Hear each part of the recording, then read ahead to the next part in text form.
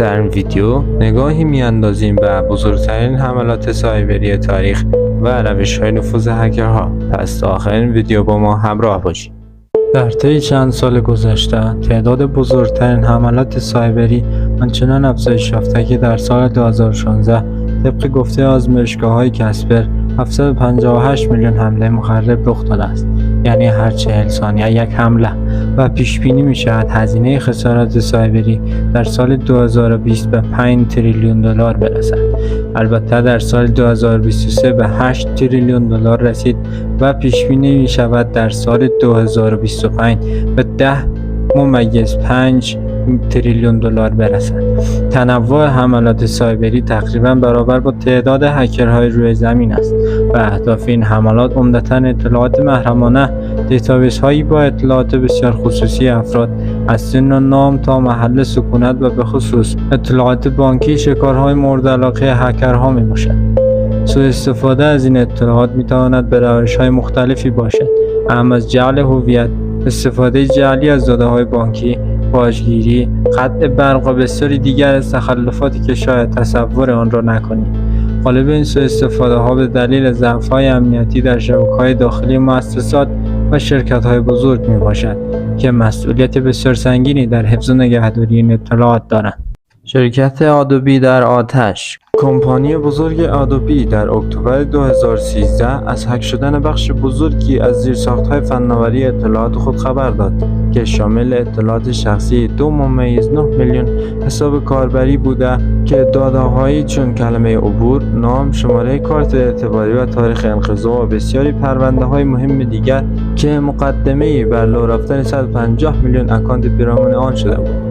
هکرها برای دستیابی به این اطلاعات از یک حفره امنیتی در پیرامون نرم افزارهای این شرکت استفاده کردند که به طور خاص مربوط به اقدامات امنیتی پیرامون گذرواژه‌ها بود، اما خوشبختانه گذرواژه‌های سرقت شده و شدت رمزگذاری شده بودند. با وجود اینکه اطلاعات بانکی فراوانی به سرقت رفته بود و دلیل رمزگذاری با کیفیت توسط آدوبی قابل استفاده نبود، اما نگرانی اصلی این شرکت در واقع بیشتر به این دلیل بود که بیش از 40 گیگابایت از سورس کدهای نرم افزاری این شرکت دزدیده شده بود. با عنوان مثال کل کد نرم افزار کد فیوژن و همچنین بخش‌هایی از کدهای آکروبات ریدر و فتوشاپ که به شکل جدی به این شرکت آسیب رساند. سامورایی‌ها در وحشت. در آوریل 2011 شبکه پلی استیشن سونی مورد حملات بسیار شدیدی قرار گرفت که شامل خدمات بازی‌های آنلاین، خرید بازی‌های آنلاین و بسیاری از داده‌های مهم این مارک ژاپنی حاوی داده‌های شخصی 77 میلیون کاربر که به بیرون درس پیدا کرد و اعتبار سامورایی‌ها را به شدت خدشه‌دار کرد و اطلاعات بانکی ده‌ها هزار بازیکن نیز به خطر افتاد. پس از فهمیدن این حمله، PSN و سونی آنلاین انترتینمنت و کرایوسیتی به مدت 1 ماه بسته شدند. این حملات جز بزرگترین حملات سایبری به حساب می‌آیند. سونی برای دلجویی از کاربران خود علاوه بر اینکه مجبور به پرداخت غرامت به افرادی شد که از حساب‌های بانکی آنها سوء استفاده شده بود، 15 میلیون دلار غرامت به دلیل عدم رعایت حقوق مشتریان به سازمان‌های جهانی پرداخت کرد. زیرا اگر سونی مقدار دقت به خرج می‌داد، می‌توانست جلوی این فاجعه را بگیرد. در حقیقت هکرها از یک حفره امنیتی شناخته شده در شبکه استفاده می‌کردند که سونی از آن چشم‌پوشی کرده بود و داده‌ها بدون رمزگذاری و به راحتی از SQL در اختیار مهاجمان قرار گرفته بود.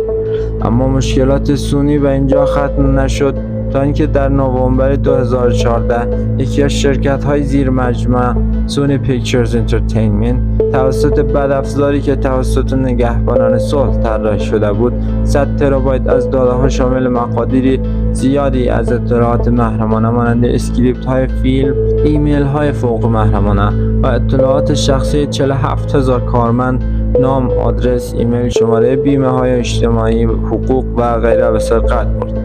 اما یکی از جالب‌ترین اتفاقات این حمله ارسال پیامی با محتوای تهدیدآمیز با مضمون فیلمی با نام مصاحبه که داستان ترور رهبر کره شمالی را بیان می‌کرد بود که شک همگان را بر حضور دولت کره شمالی در پشت این حمله برانگیخت. در واقع هدف از این پیام جلوگیری از پخش این فیلم بود علاوه بر این شرکت پخش چندین فیلم دیگر را لغو کرد و معادل 8 میلیون دلار غرامت به کارمندان خود پرداخت کرد. یاهو خیریه‌ای برای هکرها. در سال 2014 یاهو اعلام کرد که دچار حمله سایبری شده است که 500 میلیون حساب کاربری را تشکیل داده است که بزرگترین هک داده‌های شخصی متعلق به یک شرکت واحد است. داده‌ها شامل نام، تاریخ تولد، شماره تلفن و کلمه عبور بوده است، در حالی که این شرکت به کاربران اطمینان داد که داده‌های بانکی تحت تاثیر قرار نگرفته است. با این وجود احتیاط را توصیه می‌کرد. پیش از این رویداد هم در سال 2012 هکر صلح 200 میلیون نام کاربری و کلمه عبوری را که از یاهو به سرقت برده بودند و قیمت 1900 دلار به فروش رسانده بود. اما این داستان سر دراز دارد.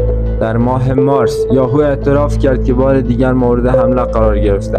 این بار فقط 32 میلیون حساب تحت تاثیر قرار گرفت که بسیار کمتر از حمله قبلی بوده. اما یاهو تحقیقات درباره حملات سال 2014 را از سر گرفت که به این نتیجه رسید که در تمامی این سالها مهاجمان از کوکی های مخرب متعلق به یاهو استفاده کرده و بسیاری از اطلاعات را از این روش به دست آوردند.